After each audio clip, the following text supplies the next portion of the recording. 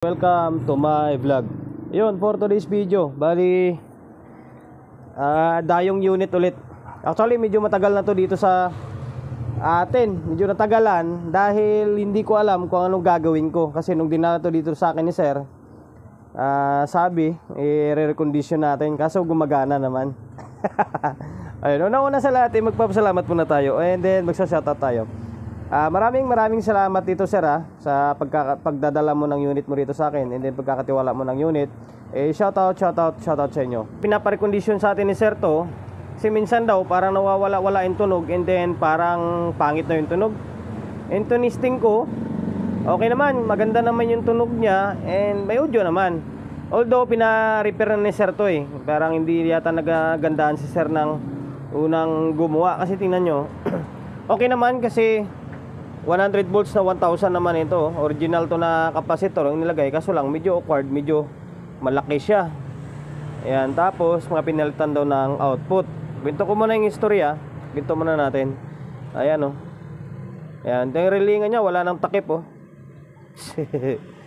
So ngayon ipapakita ko sa inyo, ipaparinig ko sa inyo na meron siyang audio. Ito, may nakasalpak na speaker ito. Maling kulang na lang pala is audio source. Paparinig ko muna sa inyo na may tugtog siya. Maglalagay lang ako ng audio source Ito, naka-plug in na. Diretsong to 20 na tayo. Dalawa-dalawa yung bulb ko rito. Ito, katapos ko lang mag-demo nito Ayan. Bahala ka dyan. Ayan, nag-relay naman siya. Ang lalaki nang nilagay May capacitor dito na 400 volts yung nilagay niya. 400 volts na 10 UF yata yan. Ayan, naka-volume na siya agad audio source natin. Ayan, naka-play na. Tignan natin.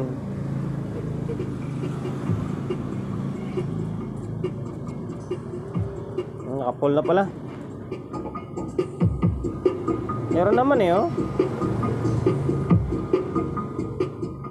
naka-DVD. Tignan natin kung gumagana yung mga switch nito. Ito parang hindi. Ito yung source niya, gumagana, okay. Ito lang sa auto LR niya, parang hindi na. Ito gumagana rin dito.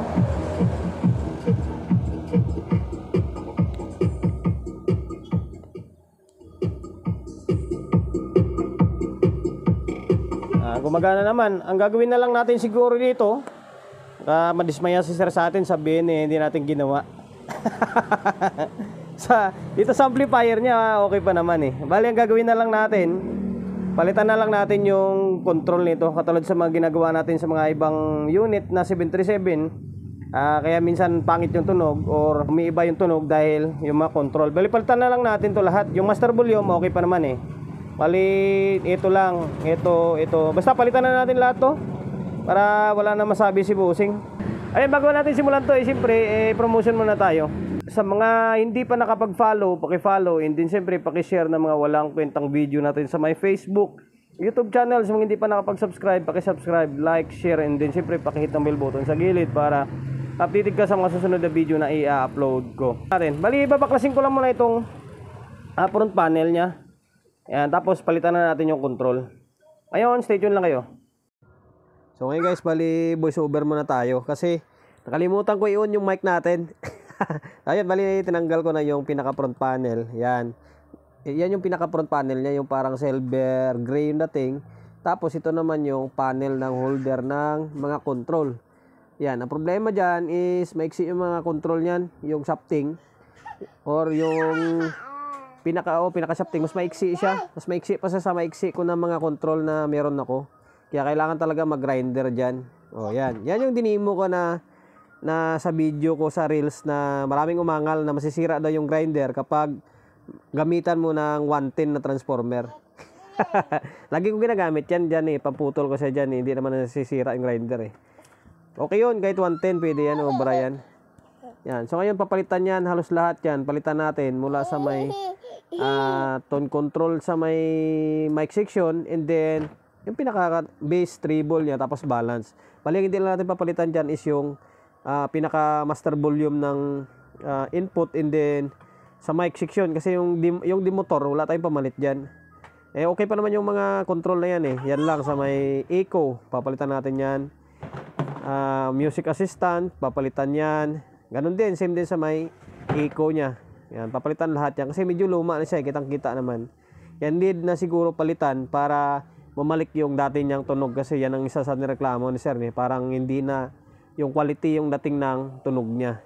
Ngayon, palitan natin yan. Palitan natin ng bago. Tapos sabay, yun nga, grinder. Yan yung disadvantage sa 737 or isa sa problema. Is ko na yung board niya kasi sobrang dumi kanina. Yan, binas natin. Iba na siya oh. Malinis na. Tapos tinanggal ko na rin yung mga control. Yan. Ito yung mga luma. Ito yung mga ipapalit natin bago. Yan. Yung ibang kulay, yung manilaw-nilaw pa. Problema talaga, hindi talaga sila parehas oh. Alanganin pa yung haba niya. Dapat ganito na lang siya kahaba sana. Kailangan mo talaga magputol. Yan oh, alanganin talaga siya. So ngayon, stay tuned lang ulit kayo. Bali, kakabit ko lang mga control na ito. Bali, kwan siya. Apat na stereo, 1, 2, 3, 4. Tapos yung mono, 1, 2, 3, 4, 5, 6, 7, 8, 9, 10. 10 stereo, mono. Apat na stereo. Marami-rami yung mono. So ngayon, stay tuned lang ulit kayo. Bali, kakabit ko na. Sabay putol na siguro. So ngayon guys, bali tapos ko nang palitan yung mga control. Yan. Ito yung disadvantage kapag 737 yung ginagawa mo. Talagang magpuputol at magpuputol ka. Kasi wala talagang ganitong klaseng control na nabibili. Yung ito kaiksi. Meron man yung kasunod nito, yung medyo mahaba na konti rito. Kaso tutukod naman yun. Yan, no choice kundi mag-grind ka talaga. Yan. Yan na siya, naikabit ko na siya. Yan, bali babalik na lang to dito sa may pinaka front panel. Yan dyan. Tapos, ang kulang na lang pala. Ay, ito pala, hindi ko pa napalitan. Ito sana, match ito sa pamalit natin. Yung, ano ba? Yung mono, ito kasi stereo natin, mahaba rin to. Magpuputol pa pala tayo nito. Yan, bali ito na, ganito sana kahaba. Kaso, nakamono tayo. Yan. So, ngayon babalik ko lang ito para may titesting natin kung wala na talaga siyang problema. Ito, naibalik ko na yung front panel. Yan ang magiging kalabasan niya. Bago na, inulit natin bago na yung mga control. Ito, nag-grind pa nga ako ulit ito. Kaya medyo nakausli na konti ito. Tapos, sana ba yung screw natin na maliit? I-set up lang muna natin. Ito yung music assistant niya. Siguro mga gawin nating 2 o'clock. Tapos ito, treble. Gawin nating 1 o'clock. Dito, pace, 1 o'clock. Tapos balance, gitna lang. Gitna. Tapos mic control. O ito, bali 10 o'clock. 10 o'clock natin. 10 o'clock. Ay. Tapos itong music assistant. Kuha na rin to. Music mic pala to. Bali pares lang natin sa isa. Yan. Tapos dito same lang din. Pares lang natin sa iba. Bass. Huwag natin itudo kasi magansal yung tunog niya. Tapos itong effects. Yan. Okay. Yung delay. Ngayon, may nakakabit na speaker na ito. Pero na speaker nakakabit. Yan. Hindi pa rin natanggal mula kanina yan. Tapos, audio source natin is yung isang cellphone natin pa rin. Sana ba? Oh, bugok. Nag-play tayo ng music, di pala naka-on. Yan. Hindi naka-on. Itong motor niya, hindi pala gumagana yung sa may mic ko. Yung isa, medyo palyado na rin. Tapos bulky oh, dito nila tinali. Okay lang naman kahit pa paano nakatali. Medyo na. Pull natin to. Okay. Ano? Lakas.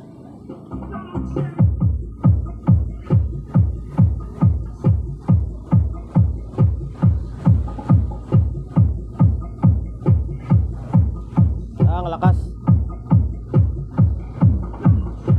Kanina, pansin ko alos dito na yung volume ko.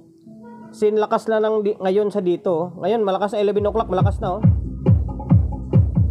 Kanina nag 2 o'clock ako eh. Pares lang naman yun. Ito pa rin yung audio source na gamit natin. Naka full volume rin yun. Pero kanina hanggang dito para lumakas. Dito ngayon malakas na oh. Dito pa lang oh. Baka yung music assistant is may problema rin. Kaya baka sira na yun. Ay sa luma pa naman na yun. Okay na oh.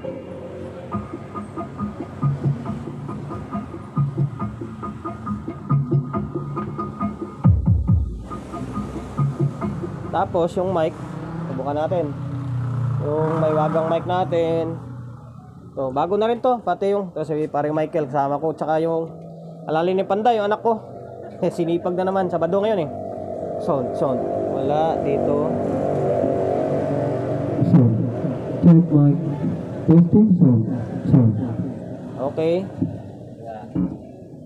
Sound. Check mic testing. Kondisyon no? Kondisyon yung tunog niya. Sound. Check mic testing sound. Check. Yan. Yeah, medyo ngungo lang yung tunog niya kasi puro bass yung gamit natin. Wala, hindi nakakabit yung miday natin. Lakas na oh. 11 o'clock, malakas na.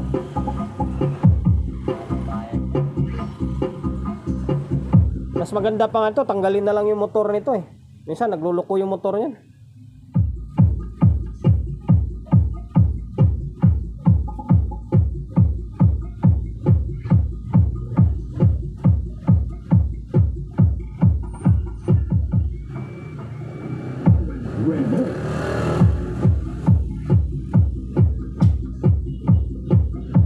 Mas gumanda yung tunog niya, mas gumanda yung bigay ng bass niya.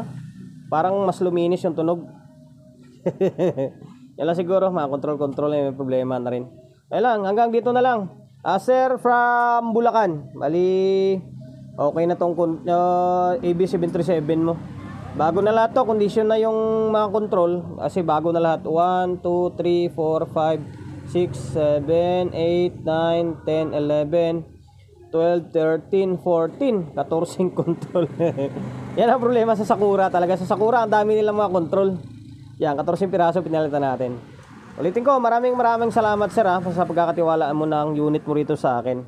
Yun, promotion bago tayo magtapos. Siyempre, shop natin always on the go na 24/7. Sa mga gustong magpaparepair along sa Uyo, Quezon City, number 41 Don Julio Gregorio Street, sa Uyo Road, sa Uyo, Quezon City. Social media pages natin, kung hindi pa nakapag-follow, paki-follow, and then siyempre paki-share ng mga walang kwentang video natin sa my Facebook, YouTube channel. Kung hindi pa nakapag-subscribe, paki-subscribe, like, share, and then siyempre pakita ang bell button sa gilid para updated ka sa masusunod na video na i-upload ko. Ingat, God bless, and then peace atin lahat.